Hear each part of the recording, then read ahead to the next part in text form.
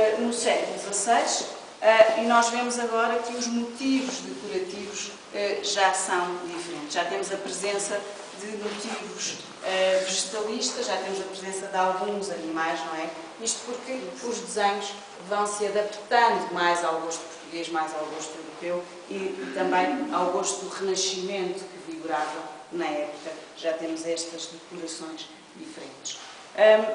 Deste lado aqui podemos observar também, nós neste momento há alguns painéis do museu que não estão expostos porque está a decorrer em Cáceres uma exposição sobre o azulejo português e alguns painéis que realmente encontram-se lá durante este mês. Outro dos motivos decorativos muito utilizado nesta época são os chamados padrões têxteis. Muitas vezes iam buscar inspiração aos ricos tecidos da época, aos brocados, aos adamascados, serviam de inspiração para a criação da decoração dos azulejos. Continuando no século XVI, nós vemos agora os desenhos cada vez mais elaborados. Todos estes azulejos que nós estamos a ver aqui são executados na tal técnica da corda seca e da aresta que nós vimos ali no princípio. Aqui já temos alguns também na técnica do relevo. E nesta época havia divisões completamente forradas a azulejo, tanto nas paredes como também no teto. Nós temos ali dois exemplares, precisamente, dessas placas que eram colocadas a cobrir o teto, intercaladas com vigas de madeira e que chegaram até nós poucos exemplares, precisamente porque, dada a sua utilização, com o passar dos anos, muitas vezes caíam e foram-se perdendo.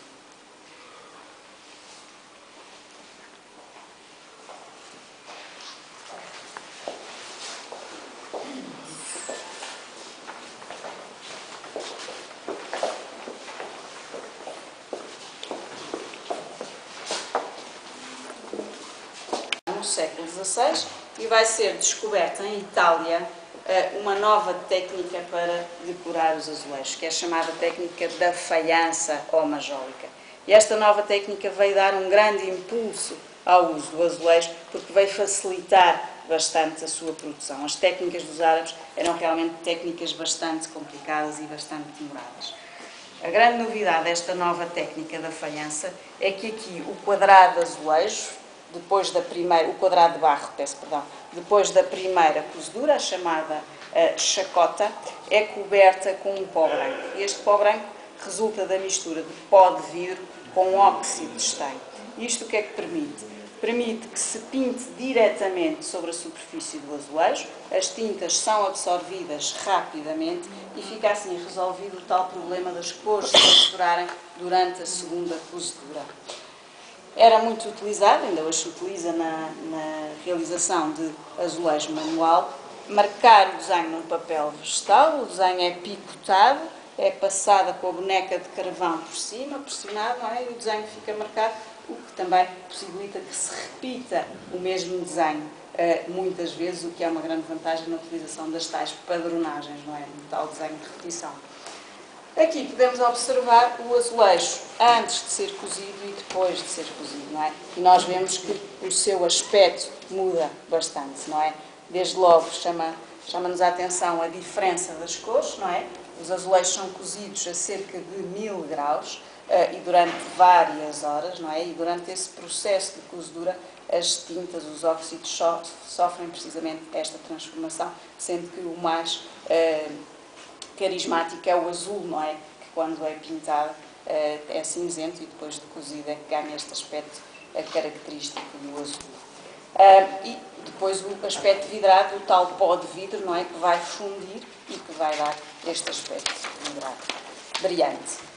A partir desta altura, as técnicas dos árabes são postas de lado e vai-se utilizar quase exclusivamente, praticamente exclusivamente, esta nova técnica da faiança ou majólica. Os primeiros exemplares utilizados em Portugal desta nova técnica da faiança ou majólica foram utilizados na Quinta da Bacalhoa e no Paço Ducal de Vila Viçosa. São os primeiros exemplares que nós encontramos, mas exemplares importados nesta altura. A Flandres, desde logo, que se afirma como um centro de produção, assimila desde logo esta nova técnica e afirma-se como um centro de produção bastante importantes. E daí que as primeiras peças sejam importadas da Flandres.